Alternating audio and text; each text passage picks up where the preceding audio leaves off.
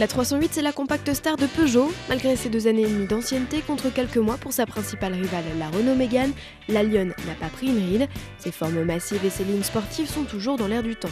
Mais à mi-carrière, Peugeot a décidé de faire le point. Il revoit les équipements et simplifie la gamme, en arrêtant notamment la version 3 portes. Au poste de conduite, l'ergonomie est bonne. La présentation progresse comparée à la 307 avec l'arrivée de matériaux moussés. Néanmoins, quelques plastiques durs persistent. Côté équipement, Peugeot dote désormais sa finition d'entrée de gamme d'une clim et d'un autoradio CD-MP3. Le niveau supérieur premium s'enrichit d'un système Bluetooth ainsi que le phare et essuie-glace automatique.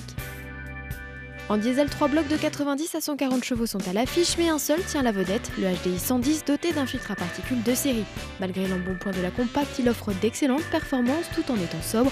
La conso est de 4,5 litres au 100 km en cycle mixte. Reste un volume sonore élevé, mais mieux maîtrisé sur les modèles avec la boîte 6 vitesses. Du côté de la banquette arrière, c'est la place aux jambes qui pêche le plus. Les grands passagers seront plus à l'aise dans la Kia Ceed ou la nouvelle Opel Astra. Pas d'accoudoir central sur ce deuxième niveau de finition. En revanche, on dispose d'un détecteur de bouclage, de ceinture de sécurité et de vitres électriques débrayables depuis le poste conducteur. Comparé à la 307, le coffre gagne du volume, l'équivalent d'un sac de sport. La capacité est aujourd'hui comparable à celle de la berline 407. Elle reste par contre en retrait face à la Mégane. La 308 n'est pas une championne de la modularité, il faut relever les assises et rabattre le dossier des banquettes pour obtenir une surface plus importante. Notez sous le tapis de coffre la présence d'une roue galette. La Peugeot 308 se montre toujours aussi homogène tant au niveau de la tenue de route que des prestations. L'équipement de base revu à la hausse entraîne une légère inflation des tarifs.